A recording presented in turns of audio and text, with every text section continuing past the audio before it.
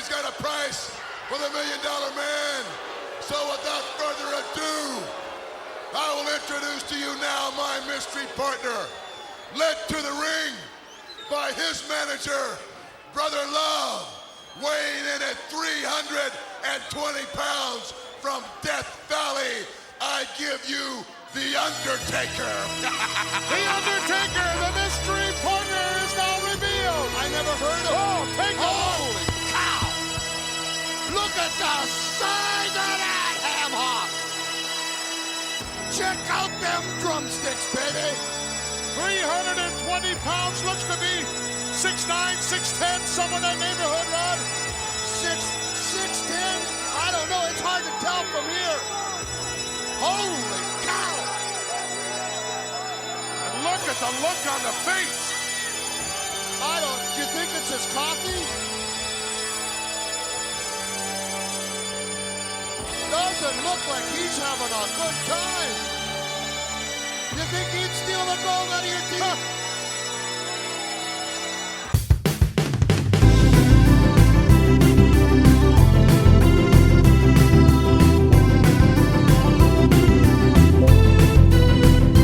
If your friends are nerdy and you are nerdy too, I want to talk to you. Friends talking nerdy. Hey everybody, welcome to another episode of Friends Talking Nerdy. This is Tim Jalisma, and with me I have Her Holiness, the Reverend Tracy. How are you doing? I am doing well again. I'm still doing well. I was doing well earlier, and I'm doing well again right now. So see, I didn't even think of anything original between our first intro to the YouTube watchers. Well, what kind of co-host are you? My goodness, you should have new stuff, new material up all the time, right? Yeah, I suck as an improv artist, let me tell you. Anyway, we are here for another week. For folks that have been listening to our feed this past week, we did finally have No Chance in Hell, which was fun to record. What did you think about that? It was a lot of fun. I hope I hosted okay. I'm not, versed in being a host. I think we had a really fun time, including that incredibly pornographic looking scene that you sent me later with the pie cream all in your lap. But, I love a good excuse to dust off that clergyman hat, man, because I haven't gotten to use it since, really the wedding and then the one recording that I did from home. So. Yeah. No, what she's referring to is that at the end of the episode, I ended up getting a pie in the face. But the secret is this: I had whipped cream that I bought at the store with a pie tin, and we kept the whipped cream in the fridge. And when we started the recording, you put it in the pie tin. It was all nice and fluffy and ready to go. And I had it set to the side during the recording. What I didn't realize is that whipped cream, if it's been in the fridge and you put it out, after a while will melt. And so I'll have pictures up on the Facebook page. But yeah, it was a little mess. The moment Aubrey was coming out of the bedroom, I turned and saw it was essentially like a puddle in the pie tin. I was like, shit, it's going to get everywhere. No, but I couldn't stop the recording or anything like that. So luckily I was able to just get it all on me, and I felt like there are some adult films that have similar covered in gross stickiness that but anyway. Yeah, maybe I should have just reached out there. I've had so many potlucks and hot summers being a Texas kid. I could have let you know that was going to melt. You got to do Cool Whip. Yeah, well, that's for the next time. But what have you been nerding out about this week? Well, this week I wanted to talk about, we put up the poll to choose our album.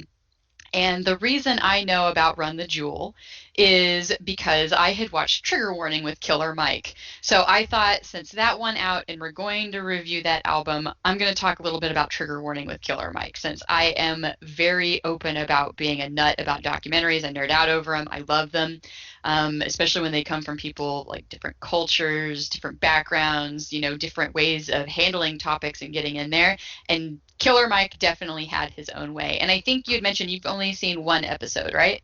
Correct. It was the episode where they had the Crips and the Bloods make their own soda. So that was a good one. If anything, I would describe the show as democratic socialist version of the Penn and Teller bullshit TV show. If you remember that one. I actually didn't watch a lot of bullshit. The way that they introduce it, it's hosted by the rapper Killer Mike, who's one of the rappers in Run the Jewel. And he explores issues in America that affect Black community, including drugs, gangs, religion, and poverty. He also does some small-scale social experiments, which I really dig, which was kind of what you saw in the White Gang Privilege, which is one of the episodes I did want to talk about, because there's two that I would recommend. Granted, it's only a six episode series. It does say that it's still going, though, so I do hope we get more, because I really liked how he handled topics. He's very blunt, and then I loved his social experiments. But yeah, so the episode you were talking about was called White Gang Privilege. And he actually talks about how white gangs tend to get this pass. And he specifically brings up the Hells Angels, because they are not always angels. However, they do things that get like, yay, they're protecting this abused person from this other person walking by during this court trial. And that's fine. I'll give it to that. But so he decides that, they've got all of this stuff. Like, you could go and get the Hells Angels like branded stuff. Like they have like branding and products and things that you can get. So his big epiphany is Black gangs just need rebranding. And that's how you got into him working with the Crips and then the Bloods totally separately at first. And I think it was Blood Pop and Cripa-Cola. They decided to go with the soda route because everybody loves soda. So they made these sodas. They actually got them in some of the stores. And then personally, my favorite part was when they actually got them to like basically sell at the same stand, or was it right next to each other? It's been a minute since I've seen it, but it was like at a farmer's market. So like, I just want to see like these poor like unnoticed people just walking by and seeing like Bloods and Crips like at a farmer's market. Because come on, the demographic at farmer's markets. Let's be real. Yeah, old lady's named Sheila or something like that. Looks a lot like this. Like lots of most whiteness, of you guys lots of whiteness at the farmer's market. That's a stereotype, but I don't know. I go to the farmer's market and I'll say it does kind of seem like a sea of not a lot of ethnic diversity. Well, but yeah. Well, I was going to say Portland's probably not the best place to judge a farmer's market. Lots of gentrification happening. Yeah. But go ahead. Oh, yeah, but it's I actually really want to try some of these sodas at some point. I don't know if there's a way I can get them. I almost want to try it more than I want to try the Pickle Rick Seltzer. Ew. Come on. That was the Rick and Morty, like, just pickled soda? Yeah, but there's also something called like the whole pickleback drink. So I think there's also like putting pickle juice in seltzer water for certain beverages, and that's where they kind of get it from. Yeah. But no worries, I'm not going to make you try it. If I try it with anybody, it's going to be another friend. He actually runs another podcast. I met him doing stand-up in Arizona, and we met over me being a shit and hazing him over his pickle-themed joke. And years later, we still send each other pictures of pickles, like when we get them at restaurants. So that's our thing. So no offense, Tim. If I try the Pickle Rick Seltzer, I'm not reaching out to you. You look so brokenhearted. I think I'll cry later, but still, Yeah. Cry into a puddle of Cool Whip. Oh, man. Everywhere, yeah. Yeah, but the only other episode that I wanted to bring up that's also really worthy to watch if you don't want to watch Blood Pop and Cripa-Cola type thing, the second favorite was Fuck School. Okay. And I'm not even going to spoil anything about that one, because the video and like the training that he has people do, just enjoy that. That's a treat. It's on Netflix, by the way, if I didn't already mention that. So, and I think he even has them up on YouTube as well. I'm pretty sure he was the type that just wanted to get kind of the message out. I could be wrong on that, but I do know it's on Netflix. That wouldn't shock me because I did find out. I mean, as you mentioned, we're going to talk about a Run the Jewels album later for our album review. But I guess on their website for Run the Jewels, you can actually just download the album and pay what you want. So it wouldn't shock me if they did have other ways of releasing the album. So it sounds like they are found other ways to make money, not just a traditional, buy my shit type of deal. Yeah, they found ways to be able to extend to fans who maybe can't afford the ticket price of one thing, it sounds like. So if you can donate anything, you can get the album. And I know we'll go into that album a little bit more later, and it kind of makes sense that they wanted to make it accessible given the reason that it was released early. Teaser. Boom. What do you nerd about this week? Well, I was shocked when I saw this, and it's one of those deals that tends to make me feel really, really, really old. But Toy Story had its 25th anniversary within this past week here. I'm sure you've seen that movie, Toy Story. What are your overall thoughts? I love Toy Story. It was a good story. I haven't seen all of them though. I'm pretty sure I've seen the first one and the second one. How many are there? 4 or 3? There are 4 now, yeah. Okay, but I don't know if I saw the third one, I guess, but I for sure saw the first 2 because I remember Jessie, the girl cowgirl. Yeah, Jessie was in the second one. The third one is really nice, and I haven't seen the fourth one yet, so I obviously cannot judge that movie. But the third one, if they had ended the series on the third, it would have been the perfect ending. I would love to discuss it, but you haven't seen it, so I don't want to ruin it for you. But it's okay. You can discuss it as much as you wanted to cover your topic. Here's the thing.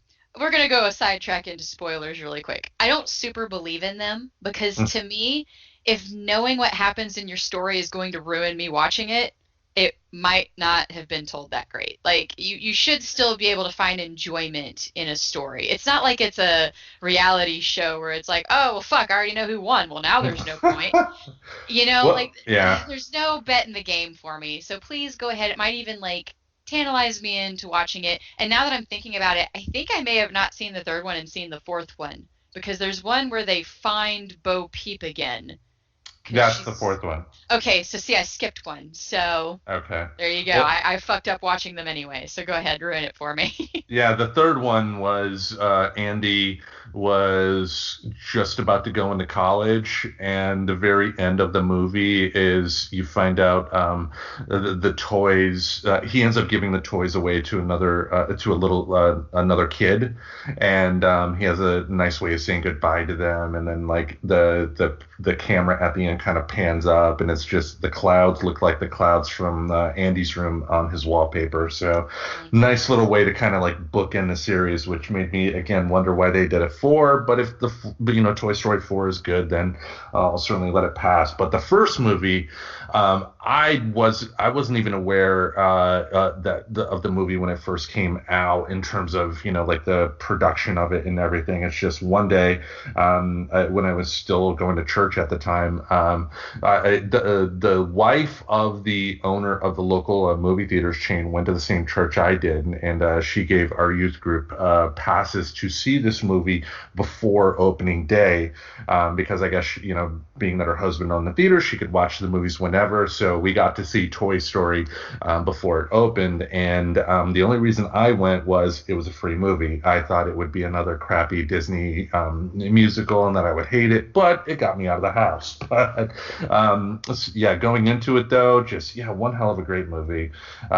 Great acting throughout, even from Tim Allen. Tim Allen is not a good actor at all, which doesn't mean he's bad in the stuff he does, but like Arnold Schwarzenegger, if he has the right material, he can be okay. But this is a case where he had the right material, and just a lot of, they had Jim Varney, he was great in it.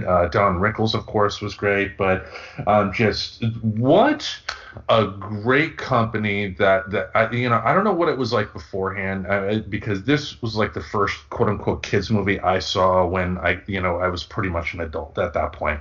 Yeah. And it seemed like this is the first time that there was really a concerted effort to make a movie for kids that adults could also enjoy from top to bottom as well. Because in the past, with like the Disney movies, those were marketed and made specifically for kids. And if an adult happened to like them, that was, inconsequential at best. But these movies were just overall great. Again, I'm probably just making stuff up at this point, but just what a classic movie, and everything that company has gone on to do as well. Because that's Pixar, right? And I think the original one, it was just Pixar then.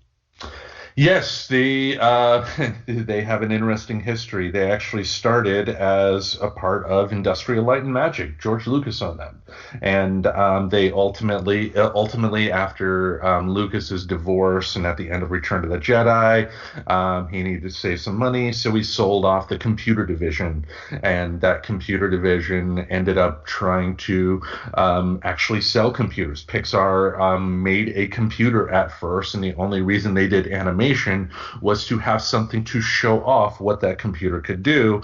But the animators that they had were making such good stuff that they thought, maybe we can make some movies. Then Steve Jobs ended up buying the company, and I even read that he was close to selling the company as late as 1994 until he got word on what the first showings of the Toy Story movie were going to be, that they were going to have a hit. So I even remember some of the commercials they did. They did a commercial for Listerine, where a bottle of Listerine was in a boxing ring beating up the viewer.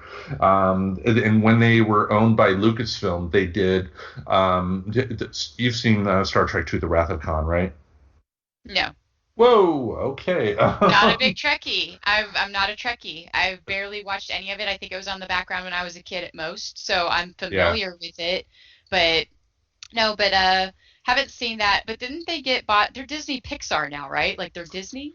Yes, that started shortly after Bob Iger became CEO after, the former CEO. I forgot the guy's name, but I know his face. Michael Eisner.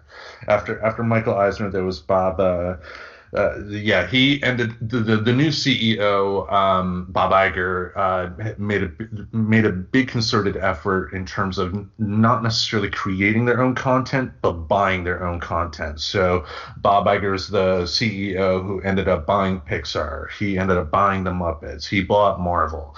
He ultimately ended up buying 21st Century Fox, that brought in everything that they did. So if for Disney, it's great because they got a lot of stuff they can play with now, but the Pixar is a part of the Disney family. And that answers your question. That's why they couldn't just leave it at 3, because Disney doesn't actually believe in happy endings. I put this together forever ago. It's like, no, the Disney princess at the end gets the prince, and that's supposed to be it, motherfuckers. But then they started making sequels and screwing with my reality. So, there you go. Answered the question. It's because Disney bought it. It's all their fault. But I think the fourth one actually, it was good. But I could see what you mean about that being a better ending. Yeah. First of all, it's the magic number 3. It's a trilogy, but beautiful. I mean, you kind of describing it feels like a beautiful ending. It's kind of like when your favorite TV series ends beautifully, and then they try to put a spin off at the end of it, like the season of Scrubs that never fucking happened. But anyway, oh God.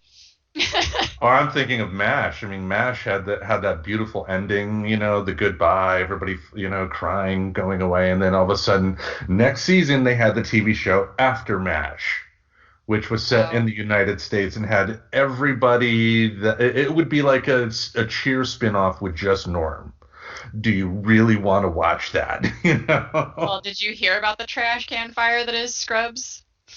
I heard. I mean, I stopped watching Scrubs a long time ago, but I did know that they did Zach Brannigan or whatever his name is. Zach Braff's. I'm mixing up the guy from Futurama. Zach Brannigan. Yeah, I mixed them up, but still, I like the big names were gone, and so they essentially had to have an entire new cast with like what was it that surly doctor guy, that Yeah, it was Dr. Cox and Chris Turk, but they couldn't get the lady that played Carla back. But they didn't want Chris Turk to be divorced, so she was just like on the phone with him and never actually on screen. And I don't know how they thought they were going to pull that off. And then Zach Braff was there for the beginning, as was Sarah Chalk, to try to help get crowd into it and follow some of the interns that you had. But it was a total failure pie, and they didn't even try to release it as a standalone one season failure. They tried to tack it on as season 8 to Scrubs, and that made me so upset because the way they ended Scrubs was so beautiful. So I could kind of get that. Like, I don't know. Maybe it would have been different if it was good, whereas I think Toy Story 4 actually was at least good. But it can still be like, man, why did you mess with my happy ending? Like, you did it so beautifully. Why did you keep going? Yeah, especially since the actor who they had for Andy in Toy Story 3 was the same actor they had for Andy in Toy Story 1. So it was the kid grown up doing the same voice, and it was just the perfect way to end it. They Yeah. didn't need a Toy Story 4, but is what it is. So Well, somebody doing some paperwork decided they needed a Toy Story 4 because that's how uh, Disney decides to do things. some accountant somewhere, yeah, we need to sell more dolls, make another movie, but You got to really bring in this fourth quarter next year. yeah. Anyway, let's talk about the Nerdy Five. Yay! Yeah, so for the Nerdy Five this week, I thought, being that when you hear this, we will have just got off of Thanksgiving. I thought let's talk about the things we are most thankful for this year, whether it's something entertainment or just anything in general, just anything. I think that we can be thankful for. How easy was it to come up with your list? It was pretty easy once I realized, it could be anything. Like it didn't have to be like five type of production things that I liked. So, I mean, you know me, if I can find an excuse to like loop it in, if I can find my own personal justification to make it match what our Mhm. topic is, I'm going to talk about it anyway. So you've got Tracy classic material like that to look forward to. But what about you? Did you have a good time or an easy time putting together your thankful list, or are you just a bitter old shit? Well, I mean, I am a bitter old shit, you know that. But the list was pretty easy to.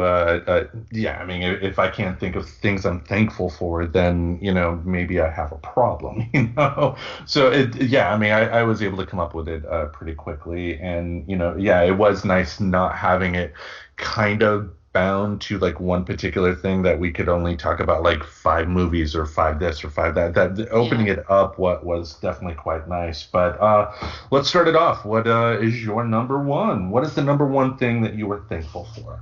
So the number one thing that I am thankful for also most recently was awesome and helpful in my life. I am actually going to give a shout out to a local business. They are called Dealer Automotive. They have helped me twice this year with shitty tire experiences. I guess the joke is here that I'm really just thankful that there are good people. And just because you're walking into a service industry, like, given that I've done Postmates and how much I've just kind of worked in a variety of jobs, you see service people being treated all sorts of different ways.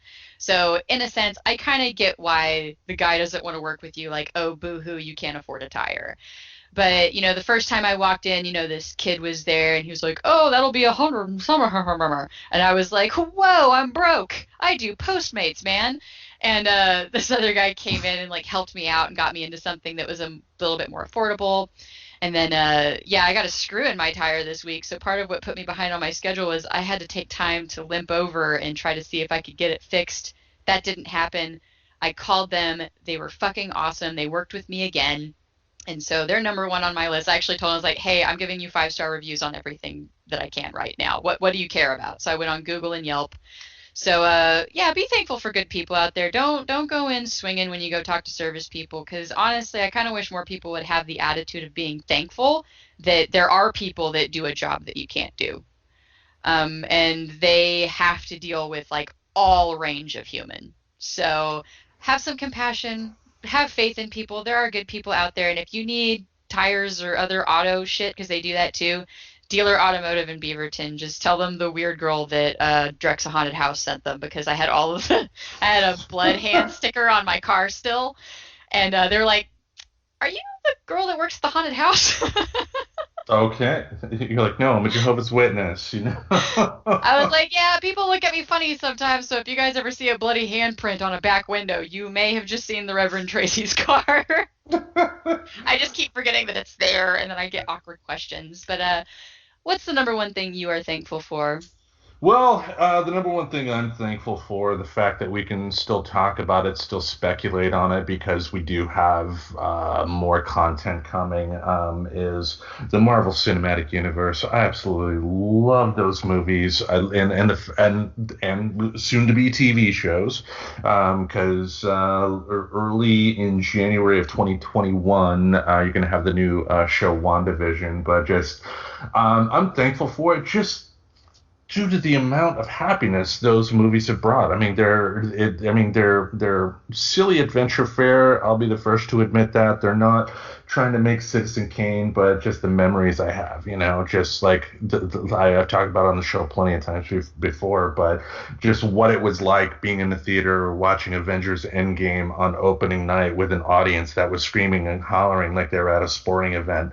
That is a feeling I will never forget. And one reason why I won't be voting Republican for a long, long time, because they ended up taking that experience away from us. But just the fact that how those movies are made, encouraging fans, speculating as to what the future can hold. I just love those movies. So, what is your number two? The number two thing I'm thankful for is me begrudgingly learning the internet. And by that I mean I've finally gotten more into Twitter. And that's honestly been kind of cool, because with Lex the Lexicon Artist, I found MC Chris's Twitter and, MC Frontalot and some of these nerdcore people that I really like and I think they're funny. And there's actually been like some cool interaction there, I guess MC Chris has a YouTube channel and is trying to get a cartoon. So I may end up talking about that at some point. But I just asked, I was like, you have a YouTube channel? And he just gave it to me, because you forget that these people are also just people too. Yep. And then the other thing was I finally got into the other part of the internet, was learning about Facebook groups, specifically some of the support groups that are out there, especially right now going through this pandemic. And if you already have other shit that you struggle with, I'm sure you've heard it already. It's like this pandemic put a big old fat magnifying glass over all of the shit that was already kind of breaking and not working. Yep. So I feel I'm not alone in the realization that being in a pandemic and being more home and having a lot of time to think, it kind of makes you realize that you're not necessarily as over certain things as you thought you were. And it's just nice that you can go out and find groups. Although at first, stepmom groups, that was not a good expenditure of my time. That's a lot of shit talking. And to be honest, I think they're part of the problem with some of the problems with the kids growing up in blended homes. But yeah, there's been some really productive groups that I'm sure I'm going to get into later, as I've gotten kind of involved with some of them. But what is your number two? My number two, I am thankful for a professional wrestler who just retired this past week. That is, yeah, you know this, yeah, it is. Yeah, I didn't, crow about it on all my social media platforms at all. No, The Undertaker, noted WWE performer, on November 22nd, 1990, made his debut, and on November 22nd, 2020, he officially retired from the ring. And being able to be a professional wrestler for 10 years is an achievement, much less, 30 plus. He had the 30-year run in the WWF, but he was wrestling well before that, in the territory era. But, just the memories, like the the debut when he debuted in 1990 at the Survivor Series. When he was first introduced, nobody had any idea who he was, and everybody was like, Undertaker, what the? And then he walks out. And then you see this guy who's almost 7 feet tall, looking like death, and just you were instantly scared. I love that. Then I think other things like his Hell in a Cell match with Mick Foley, which is probably one of the most brutal matches I've ever seen, because it starts off with them on top of the cage fighting, and then the Undertaker throws Mankind off of the cage, who does a flip and lands onto an announcer's table. That was the first major bump that he took that night, so that was insane. A couple other things are Judgment Day 2000. There was a big pay-per-view, and the main event was The Rock versus Triple H in an Iron Man match, and near the end of the match, the Undertaker, who had been gone for a while, made his return, but he came out on a motorcycle, and that was fucking awesome. Last but not least, my absolute one of my absolute favorite memories is WrestleMania 30, where The Undertaker faced off against Brock Lesnar. To this point, The Undertaker had won every WrestleMania match that he had been in up to that point, so 21 matches. But at WrestleMania 30, he had his first loss, and that was huge. I mean, that was the most... I sat up in my chair. I was like, what the fuck just happened when I saw that? I mean, you didn't expect that happening, but the fact that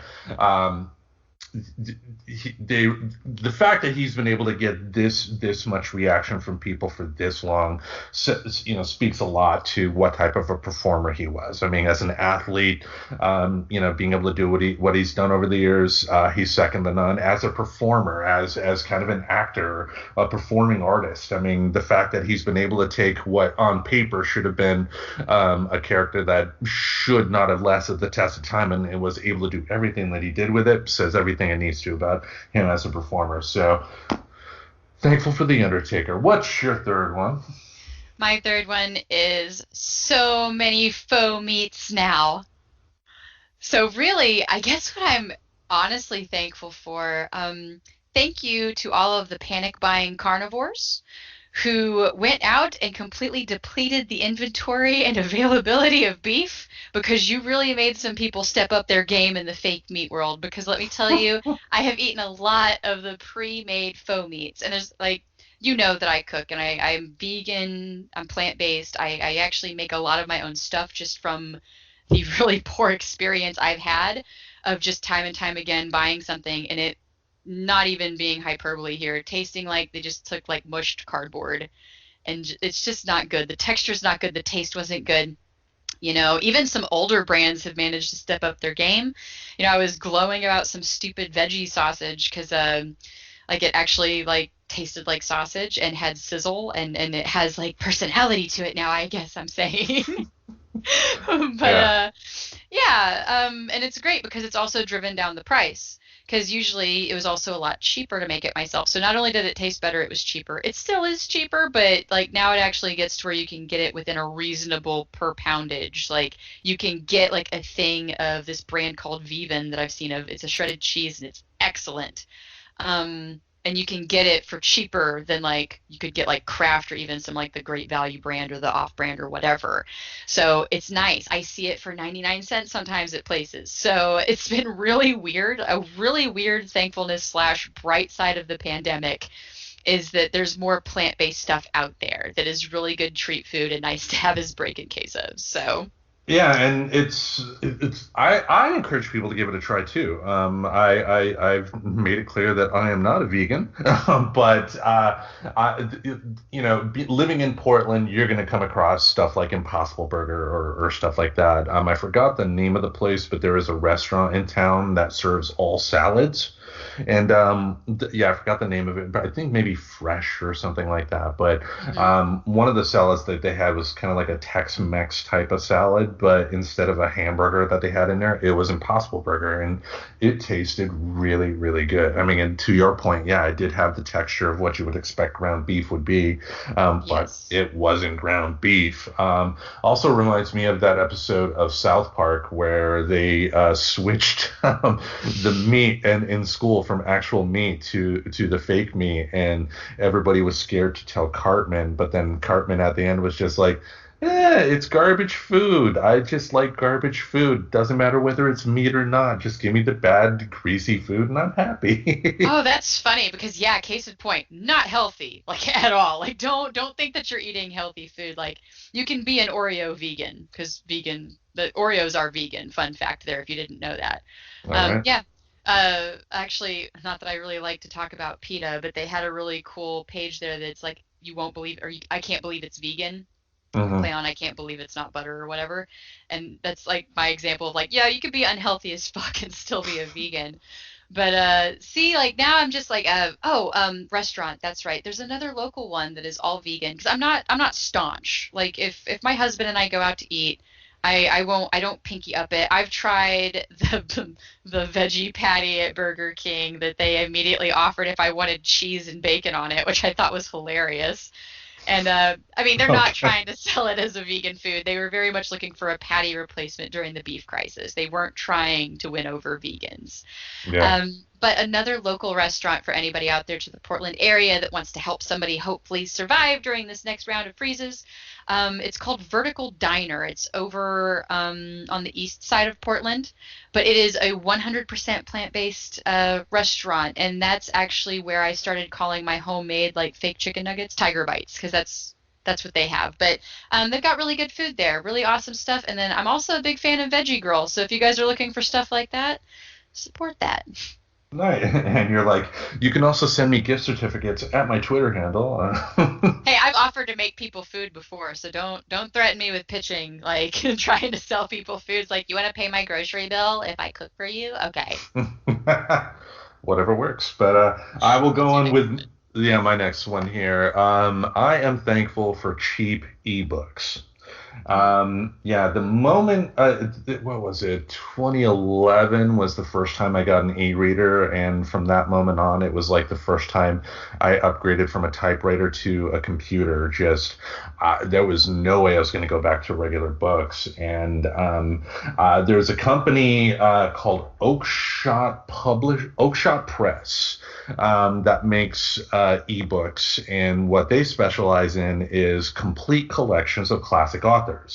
The other day, I was able to get the complete collection of Mark Twain for $1.99. They had other stuff like the complete collection of Charles Dickens. I was able to get that for $2.99.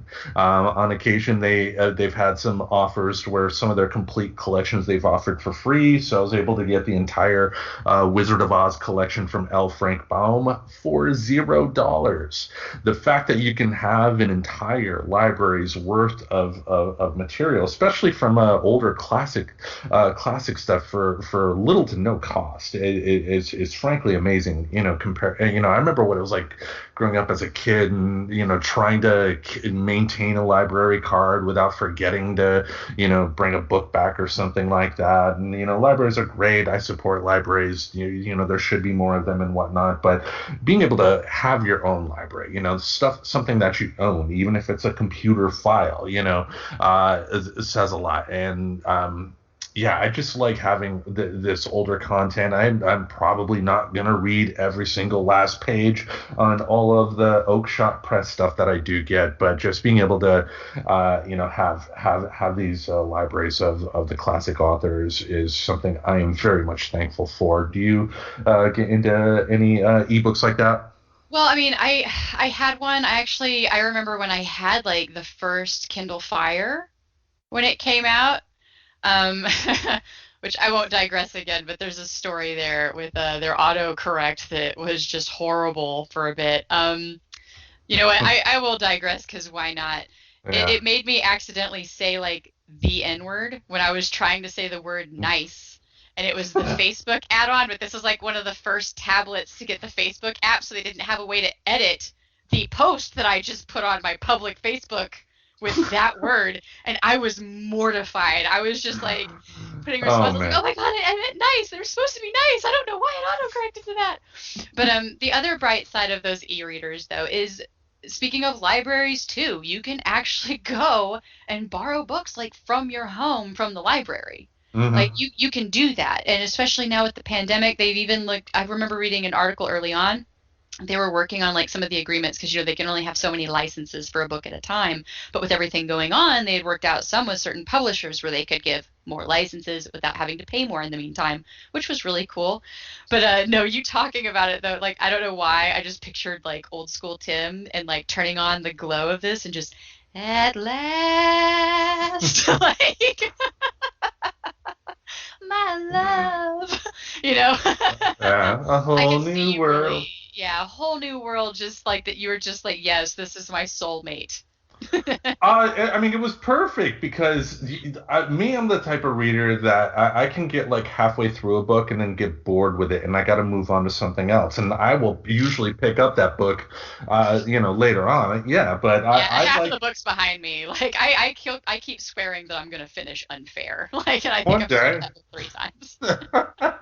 But yeah, just being able to, on my phone, I can carry, hundreds and hundreds of books now, and that is just awesome, and being able to, like I remember, like as a kid, like my teacher had like this 2-volume set of all of Mark Twain's work, and like each set cost like $25 each. Now I got it for $2. I got everything, and it's mine now, so I can do what I want with it, and probably not read it, but who knows? What's your next one? My next one, and it actually kind of aligns with yours in a sense, a little bit, in that it kind of helped with some stir craziness. But I'm really thankful for documentaries, Hmm. um, especially the seeming influx of them in this era of misinformation. And granted, I guess there is, one, that Plandemic one, which got totally called out for as being just total bunk. But it got taken down like pretty quick because they're faster to that. Like they don't want you to say you're a documentary if you're not actually factually telling the truth. So I appreciate that they've been good about that in the genre. But it's probably helped me from going too nuts during this pandemic. But I know like there's one that I'm looking out for now because I've become a nut about them. But there's one called Divorce Corp, and I want to figure out how to watch it for free because I don't like, not for free. I have streaming services. Like basically, I don't want to pay Amazon $2 for it. Right. So I guess what I'm saying is I'm cheap. Dear Netflix, dear Hulu, please get Divorce Corp and other more documentaries. Okay. Go on to my next one then, or Yeah, go ahead. I didn't have too much to add. Just, I mean, I've talked about documentaries so much in general on this show that I like, come on, my topic was a fucking documentary today. So, okay. Well, then I will bring up my next choice, something I've talked about before too. Having the PlayStation 4 has allowed me to play a lot more video games again, and recently PlayStation had a Black Friday sale on games in their on their online store, and one I was able to get was Lego Star Wars: The Force Awakens, and just those Lego games are fucking awesome. The Force Awakens game is great because like the first opening level is the ending scenes of Return of the Jedi, so you're actually flying around in the Millennium Falcon as it's going into the Death Star. You're going through Endor with Han and the Ewoks and whatnot, and just the graphics are beautiful. They actually get dialogue from the movies, so Harrison Ford is in a video game here. But just those games overall, just from the earliest games like the initial Lego Star Wars series to like they got Lego The Incredibles, which is a great game, and I was able to unlock Dory from Finding Nemo in that game, so you can swim around in the ocean as Dory. The Lego DC games are great. The Lego DC Superheroes one, you can fly around as Superman, but it will have the Superman music from the John Williams Superman music playing. If you're Wonder Woman and flying around as Wonder Woman, it has the TV show theme song, and just all the fun stuff you can do. I mean, I've spoken about them at length before, so I won't go too in depth here. But the Lego games are just some of the best video games ever made, if you think about it, because yes, I'll totally back you on that one because that's yeah. one of the worlds that I've gotten into. I've played Lego Batman. It was insanely fun. Before I had even actually seen all of the movies, I bought, it was it was the Star Wars one, but it was a special edition where you could go into a room and then you can go into any of the individual Lego games. Oh, that's Lego Star Wars: The Complete Saga. Yes, I got the complete saga, so it was interesting because it kind of taught me some of the storylines, so I got away with not watching the movies for even longer. But well, on some of them that was a good thing, like Attack of the Clones. Oof. But I cannot wait. I guess next year, Lego Star Wars: the Skywalker Saga. If not next year, it may come out at the end of this year, but it's everything Star Wars in one Lego game. I'm there. It's going to be great. Awesome. All right. What is your last one? My last one, and I know I've mentioned that this is where I turn to relying to for my news, but I'm going to put it out there. I'm going to be thankful for the BBC News. They actually helped me maintain a lot of my sanity during, again, I'll go into that misinformation campaign here in America because there was a lot of it. There was a lot of just genuinely fucking with our emotions. And that's what I don't appreciate, because pretty much everywhere that I was used to reading news, I felt like all of the headlines were designed to make me upset. And that's when I put on my skepticals. So I realized, who else has a vested interest in how we do that will be nice about it? The British. BBC, the British. I mean, I couldn't find any good Canada ones, so they're a little too close to home anyway. But yeah, basically, I signed up. I still get the breaking news alerts on my watch. I'd gotten one whenever Trump had decided, I guess, to sort of be okay with Biden coming in. Like, I didn't have the will he, won't he constant barrage of bullshit. So, like, the actual alerts are just the alerts that are relevant to me that I gave a crap about. It wasn't meant to make me upset. Every article that did talk about Donald Trump wanting to do whatever he's trying to do at the election has articles they reference talking about individual things in there. So I actually really like how they lay out their news. So if you've never really checked how they do their news, they actually have a US and Canada section, and you can sign up for that specifically if you wanted breaking news during any point. I'm still there because of COVID. But yeah, like I would actually encourage any of you, if you're open to looking for a new news resource to kind of keep your finger on the pulse of how things are going in America, that one's a pretty good one because they really have no reason to manipulate on that level. Like, they're not trying to fucking win anything. They're not trying to get your viewership. They're not trying to get your goddamn clicks. Like, yeah, so, and it's just, you're not going to be baited into sharing something stupid. They don't rush to anything. They're not trying to beat, like the thing with American news. It's who gets it out first, and that's why we get so much wrong shit, so much inflammatory shit, because they want the attention. They want to be the breaking news. They just want to be correct and informative, and that's where I am with it. So thankful for the BBC. Yeah, but it's shocking. They want news to be news. And, yeah, and not the entertainment factor, as the folks at Fox like to. Roger Ailes did it when he was alive, but you still have people that run Fox News that still try to say there's a difference between, like, the talking heads of, like, a Sean Hannity or a Tucker Carlson type compared to their normal news department, when it's really not, And the fact is, a lot of people get their news from the talking heads anyway, so it's nice to have resources available that are not talking heads, that aren't trying to appeal to a specific demographic. They're just there to report the news. Another one I'd recommend too, they're still around, Al Jazeera. Great news resource for the states and whatnot. But I will go into my last one. What I am thankful for, it's why we're all here today. I'm thankful for this podcast. Being able to have something to come to every week to, whether it's talking about silly stuff or talking about news of the day.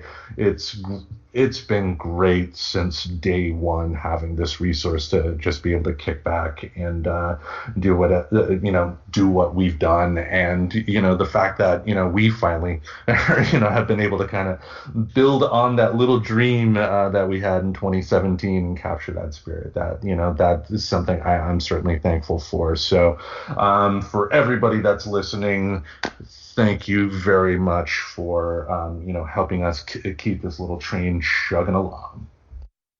All right. See, now I feel like an asshole because I never said I was thankful for it. No, see, you just had to win. You had to win that one. Yeah, I mean, I got to take what I can get lately. I mean, with pies in the face and everything. At least I didn't get a bunch of cream in my lap. That's what she said. No, yeah, I totally didn't overdo that joke on, on the recording. But okay, our album review of the week. Let's let the folks in on which album we're going to be talking about. Okay, so we're actually talking about RTJ4 by Run the Jewel. It just came out in June.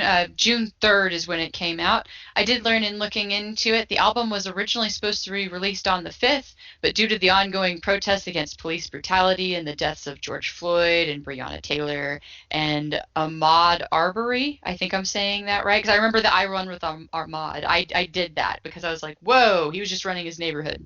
And I'm a runner, so it hit close to home.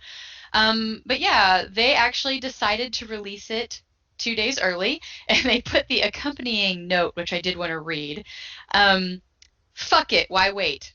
The world is infested with bullshit, so here's something raw to listen to while you deal with it all. We hope it brings you some joy. Stay safe and hopeful out there, and thank you for giving two friends the chance to be heard and do what they love. With sincere love and gratitude, Jamie and Mike. So they put it out early with all of the diss rest and stuff like that. But yeah, it kind of definitely felt like an album for the fans, and kind of a lot of that anger. It kind of makes sense. Like, I don't know if it had been an intentional thing, but there was some lyrics about like some of the dirty cops and stuff like that. So it really kind of made sense, some of the tone of the album. Right. Yeah, definitely agree with that. When you say it's for the fans, the only thing I would amend that to be would be that listening to it, yeah, I don't think that this is not, if you are a Run the Jewels fan, I don't think this is one that you can necessarily just bring up to the casual person on the street and say, you must listen to this. This is the absolute best stuff. This is the best representation of what they do. Because I'll put it this way, it didn't win me over. That doesn't make it bad, of course. Like we always try and make clear, this is just my opinion. There's nothing that really stuck out as being really bad. It just, for my musical taste, just overall, if this was the first time I experienced Run the Jewels, I probably would not want to go in for a second helping, as they say. Yeah, I'll do my note really quick on the overall, because I know, or do we want to possibly introduce, because we're talking about doing things a little bit differently with our album reviews, and so maybe we might want to do that before getting into even more of the overview, I think. Yeah, Tracy and I were discussing the album reviews and whatnot, and while I still think it's important to continue on with the discussion of music or something artistic every week, I think we've both noticed that a lot of the reviews end up becoming repetitive in terms of the types of remarks that we can say. Like, if it is a hip hop album, you can hear me say lyrically heavy a lot, and we want to be able to make these points without having to make that same point for 13 tracks in a row. We just want to be able to get to the meat and potatoes, because I think too it's important that, since we are not musicians, to do a complete top-down breakdown of an entire album, probably not fair. And if there are musicians listening, they're probably thinking, why should I listen to what they have to say, if that makes sense? Oh, totally. And then some of my side of it that I realized too, I would love it if fans just went and listened to stuff on their own and made up their own mind. And I feel like if you get too nitty gritty into everyone, especially because, I don't know, I'm assuming I can probably speak to Tim, or for Tim too. We want to give you guys good content with stuff. So then we end up trying to look up things and like say way too much about things sometimes, we feel. And I don't know, I am a big fan of letting people have their own opinion. So I think I'm feeling really refreshed about moving into more of an overview style. And then we can also not feel bad because, again, can definitely speak for myself, I don't like saying negative things, but there is such a thing as constructive criticism. But when you feel like you're giving it song after song, I personally start to feel a little bitchy. So I don't want to do that. I really like Killer Mike. Like I said, I became a big fan of him because of the show. There were some elements here that actually do make me want to listen to another one. More to that point of, they did not make this album to win over my cracker ass. Like, this was not meant to win me, Tracy, over. And I'm not going to begrudge them that. They wanted to put something out for their fans. This came out in June. They were ready and chomping at the bit to get something out, and I'm proud of them. And like they said it best, thank you for being fans. Thank you for giving us this thing to do. Kind of what you had just said about, thank you to our listeners who listen to our podcast.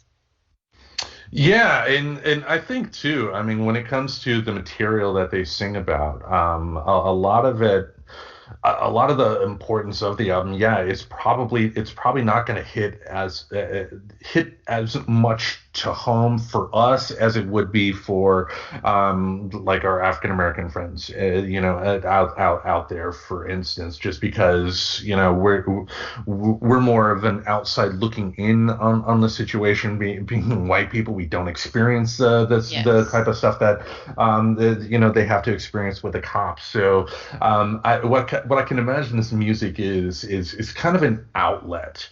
It's a way to creatively let that anger, that frustration, because even if you're on the outside looking in, if you are looking at what everybody's seeing with empathetic eyes, in terms of how the police are treating the minority community, you're going to be angry, and being able to get that anger, that frustration out through an artistic way is beautiful at the end of the day.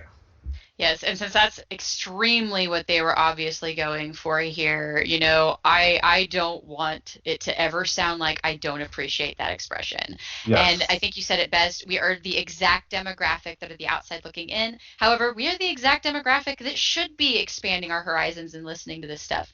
However, I honestly think the best we can hope for is Kyle with the token episode of South Park, where at the end he says, "I get it. I don't get it."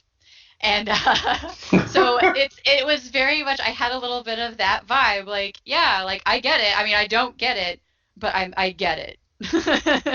I just thought back to what you talked about, making that error on Facebook when still mortified. Because all I can picture is Randy Marsh on Wheel of Fortune. I'd like to solve the puzzle. And it's like, oh, naggers. Oof. Oh, womp womp. That was, oh man, I do love that show for like some of that commentary too, by the way. But I guess overall theme, I feel like we just kind of covered it some. It almost kind of aligns with the same themes of the show that I mentioned earlier. Black community, stuff with gangs, violence with cops, things like that definitely came up in the themes. And that being said, I wasn't put off by any of the themes that I heard. Like, there wasn't anything that's like, well, that's a song about just, I don't know, being a pussy hound in a bar. Like, there was nothing like that, like that we've had in other albums where it's just like, well, that song was not for me and it was kind of trashy. I never felt that once, and I will give them major props for the topics that they covered. Yeah, and I don't think they would have had someone like I hope I pronounced it correctly, but Zach De La Rocha. Guess as good as mine, but we tried. Go for it. Yeah, he's the lead singer of Rage Against the Machine. He actually was a guest singer on track number 7 called Just. And to your point, they would not have gotten him for this album if they had an occasional track talking about getting laid or something like that. And songs like that are fine. We're not trying to, lecture people into not, liking songs like that. But, it does kind of mute any sort of effectiveness that a song has about life on the streets if it goes from talking about societal unrest to getting laid. You have to pace everything correctly, and I think they did that with this album. Yeah, and even then, like a Getting Laid song, and I know we just said that they didn't have that. I guess I kind of compare it to like, Downtown with Lex the Lexicon. Like that was a good song about that. Like that Hmm. was funny and it was well done. But then there was another song from another album we had done where it was just like, he was kind of negging this girl because she didn't want to get with him or whatever. Like to Rolling me there's Stone, just yeah. there's a different attitude in a song like that. But I do appreciate an album that can actually make it all the way through and not have to get into like sex. And I'm not a prude. By no means am I a prude, but I Yeah. do appreciate when you don't have to rely on that topic because sex sells. But when you don't have to rely on it to sell your album, I think that speaks more to you. Yeah, and I think too, when it comes to that particular topic, I know the older I get, the more nuanced I want that topic discussed. Whether it's in a song or in a movie or whatever. I just don't want it out there for the sake of it being out there. Do something interesting. Make it worth my while. If you're going to sing a song about that, a subject that countless of people over many, many millennia have sang about, make it something that's going to be interesting and not just there like a wet ass pussy type of song. Which, ooh, Exactly. But anyway. I don't know what else we want to cover. I guess favorite song of the album. Yeah. What stood out to you as your favorite? I think for me, I got really excited when Out of Sight came on. And that was number 3. And I just had the notes of, now this song made me move. I really dug the beats and the effect in the background, even though it didn't change much, it just worked better for me. Like, 'cause I felt like a lot of the songs, they'd kind of lay that beat, and it was that same beat for the entirety of the song, which is not a bad thing, especially when you do have something lyrically heavy. Another point for this possibly being more made for the fans, and I know, and I'll mention it just in case we do have any new listeners that jump in. I do have hearing loss, so it's important for me to like know an artist more for me to understand them better. And I know, Tim had mentioned kind of feeling a little lost in the lyrics too. And I think it's something that you wouldn't have been as lost in if you were used to hearing how they enunciate and how they say things. It's kind of like I do a lot of lip reading when I first meet somebody, but over time, it's easier for me to not have to focus on it as much. So that was kind of that other point to this being made for the fans. The other notes I had on the song, it's a head bobber from the beginning for me, and I really liked, I'm pretty sure it was heavily Killer Mike for this one. I think that was the voice I was hearing. But the way that he spit lyrics, it did make me wish that I knew the lyrics the first time I listened to it. And to me, that's the sign of a good song. Like, if you're listening to it and it's like, man, I wish I could just like rock out to this with them right now and just like, although how funny it would have been for me delivering Postmates today, just like singing any of these songs with the windows down would have been a sight for anybody. But yeah, so that one was kind of my favorite. I liked the beat. I liked how, just from beginning to end, I enjoyed it and wanted more of it. Well, for me, I'd have to say the top track that I had the least issue with. Saying it that way kind of gives you the my overall impression of the album, but I'd have to go with track 9, The Ground Below. The note I had is that it was a nice nod to Rick Rubin era hip hop songs from the 80s and 90s, throwing in some of the rock elements. I did enjoy the vocal delivery for the song, because they kind of took it a little slower here. It wasn't as lyrically heavy as the other ones, and because it wasn't as lyrically heavy, I think they were able to do a lot more with their voices in terms of how they delivered it, which was really good. And also too, with this song, I could see it playing well in an action movie. Has that nice posturing type of flavor to it you get with songs like this. So if it showed up in like a montage of an action movie or like a fight scene or a car chase scene, I could see it working well for that. So it's not my absolute favorite track of all time, but for this album, I'd have to go with track 9. Yeah, I had notes. I liked that one too. Something that I noticed is a lot of their songs, and again, it goes to the lyrically heavy. They are a duo. They are friends. They are very clear about that.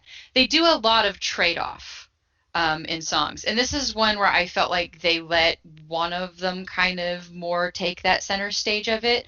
I didn't write down which one that I thought it was, but that was something that had pointed out to me too, or that kind of stood out about that song to me, was that it didn't feel like as going back and forth between the two of them as much, which is something that I did feel kind of made me feel lost in the lyrics, which is understandable, because then half of your brain is trying to pick up the words and the other half's like, which one's that? What? So I would like to get to know them better and see if there's an album maybe earlier that would have been a better introduction for me, because I do want to give Killer Mike a chance, because I really like his show and I'd love to support him. Yeah, the album that they had previously, RTJ 3, had a track that they used for the Black Panther soundtrack. So the album beforehand is probably, at least for me, a good introduction, because it had some, good, some killer songs, no pun intended, to listen to. But you were gonna say something. Oh no, I think I forgot. So we're good. Okay. I decided to pull my notes over here just so they're not, right in front of me, so I'm not getting lost on my own shit. But yeah.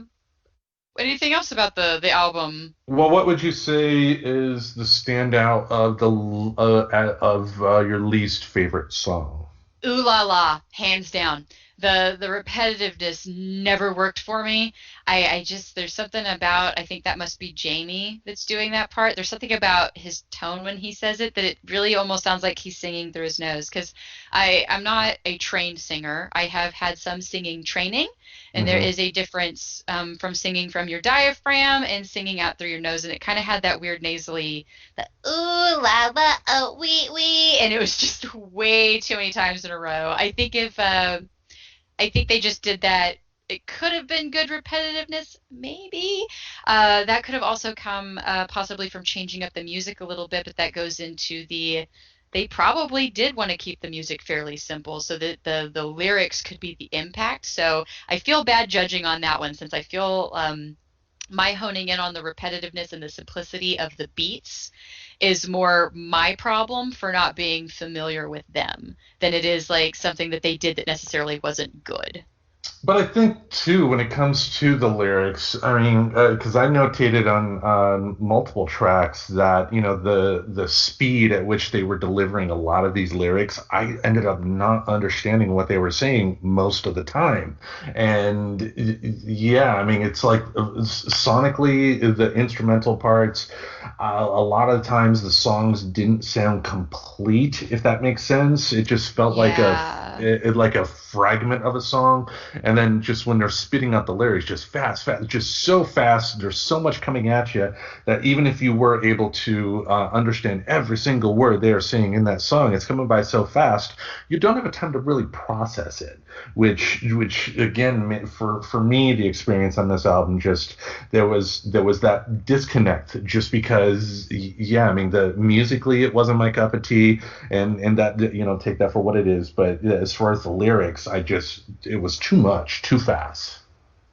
Yeah, I was trying to find it really quick in here. There was one in particular that I felt like the tempo was constantly ramping up, like it was going to just like punch you in the face with some awesome, just like deep bass and like something getting you. But it just felt like the entire song was like an intro ramp up. And like, I know we just said that this is kind of a newer format for doing it, so obviously I'll have it a little bit more organized with the next one. But yeah, there were some in there that felt a little incomplete. There was one song I put that I felt like they had saved like most of their variety for the last two songs. Because and I think you had some notes about Mavis and pulling the pin too, so I'll put a pin in that one for a second. But there was another one where they had a saxophone that came in, and at first I was very welcome to the saxophone. I was like, oh hey, cool, like I like it when you bring in like a horn or a sax or something like that, like with largely electronic work, because you've heard so much electronic, it actually does something very pleasant to the ear to hear like an instrument. But then like there was a point in the song where it almost feels like maybe the saxophone player was doing his thing and either like tripped over a chord or somebody just like ran into him, and it was just total chaos for a second, and it lost me on the song. But I know what you're talking about too, because it was the last track that had that weird sax thing, and when it was playing, I thought one of my cats was hurt. it was just weird. I was like, oh shit, I got a cat that broke its leg or something like that. And nope, it was the music. So But yeah, and then so as far as the other elements like that stood out, I figured I know because I had kind of peeked at your notes that you had also noticed Mavis in the one song. So I thought maybe you'd want to talk about your feelings on pulling the pin. yeah, I mean, I'll just go over my notes here. It's a Pink Floyd styled keyboards to start out the song. The vocal delivery got monotonous because it was fast. The Mavis Staples inclusion really added big time to the song for me because she gave it an emotion that it wasn't getting from the hip hop vocal delivery. She was able to just bring I don't know, because the last two songs were kind of unique, it sounded compared to the rest of the album. So, it's just that, yeah, I just kind of like when Lex, I think it was Lex, had the upright bass that she used for one of her songs. It was just nice hearing something so outside of the box. And I believe Mavis Staples is a gospel singer or something like that. But being able to get her voice onto what they were to do with the hip hop song was a nice balance, and really made that stick out for me. Yeah, I had that too. Like, I felt like her voice was more like an instrument than a voice, and I really liked that feeling to it. My favorite part was definitely when she came in because she broke up some of the lyrical delivery style that I kind of felt remained the same for the entirety of the album, which isn't bad. That's not a bad thing. It's just it sounded the same for me, and it goes back into maybe if I knew their voices well enough to understand more of the words without having to rely on looking them up later. Right. I may have enjoyed that more. But I also like that she disappears for a bit, and just when you get to that point where you're kind of feeling a little tired of the heaviness of the lyrics and them being spat out the same way, she comes in again with the emotion that you felt was lacking from the rest of the album. But it wasn't really that emotion was lacking from the rest of the album, just the range of emotion, if that makes sense. Like it felt like it wasn't anger, and it wasn't frustration, and it wasn't like venting. It was another emotional element, and I really enjoyed her voice in there. Yeah, and I think too, just based on how the guys from RTJ are deliver their lines, a lot of it was ended up sounding monotonous over time. Just they were spitting them out in the same style for every single song, and Yeah. just that monotony got old because for me, it kind of took the emotional element out of it. So having a singer like a Mavis Staples show up, just boom. I mean, that's instantly gonna, that's like adding like a secret flavor into your favorite dish when you're cooking or something like that. It can make a boring dish great. Yeah. So, anything else specific you want to talk about, or just overall recap? Overall recap, I would say, I did not care for this album, but I will fully make it clear that that is just my personal taste. I'm not, trying to say that they're bad musicians because that, obviously they wouldn't be selling music if that were the case. But they were making this album for a very specific audience, and I am not a part of that audience, and and that's fine. But just yeah, if you like the kind of music I like, you're probably not going to enjoy this. Yeah. So what about you? So, my overall, a lot of simple beats. Simple is not bad. Simple is just simple. A lot of the back and forth, kind of dichotomy between them spitting lyrics back and forth to each other can kind of make you feel a little lost if you're not used to hearing their voices. And would I listen to it again? I'll be real, I probably will. There was a lot that I enjoyed about this album, and not just because I want to look really cool with my fly Chevy Cruze and my windows down. No, like there was a lot of it whenever I was listening to it while I was driving today that I found enjoyable. So as far as something that I would like in the background, like maybe if I'm driving and want something to kind of just change shit up, I actually may listen to it again. But I do think I want to go out there and listen to another album of his for sure, because there were some elements that I dug. There were some ways that there was one song I think I referred to it as like biting the lyrics, like the way that you say it and you just really just enunciate at the end. And I liked that, and I'm curious if that comes up in more of his songs. Gotcha. All right, then, unless there's anything else, it looks like we've wrapped up another episode for another week. You know what? I'm going to ask a bonus question. What are you doing for Thanksgiving, Tim? Me, probably playing video games. Nice. Well, Yeah. I'm making a full vegan spread, so don't tempt me to come bring you over some food to try.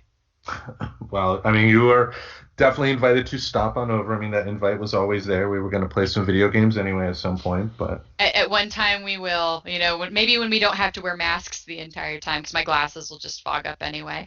Oh, Aubrey's mother ended up buying us some face masks that had, on the inside of the mask, they had like a little cloth strip at the nose and 2 on the side that are perfect for people with glasses, because you can put them on, and if you have your glasses on that strip, your glasses do not fog up. Ooh, la la, oh, wee wee. Sorry. No. All right. Well, I hope all of our listeners and you too, if I don't end up seeing you, because we actually have my husband's kids this weekend, so I will be busy. They're going to be over tomorrow. I get to make sweet potato pie and all of my faux meat specialties that I make this time of year. So there we go. But I hope you have a good one. I hope all of our listeners have a good one too. I hope I concur. Let's put it that way. So we thank you all for listening once again. Tune in to Friends Talking Nerdy next week, and remember, it's such a good feeling to know you're alive. It's such a happy feeling. You're growing inside, and when you wake up ready to say, I think I'll make a snappy new day. It's such a good feeling, a very good feeling, the feeling you know that I'll be back when the day is new, and I'll have more ideas for you, and you'll have things you'll want to talk about. I will too. You always make each day such a special day. You know how? By just your being you. Only one person in the whole world like you. That's you yourself. I'll be back next time. Bye-bye.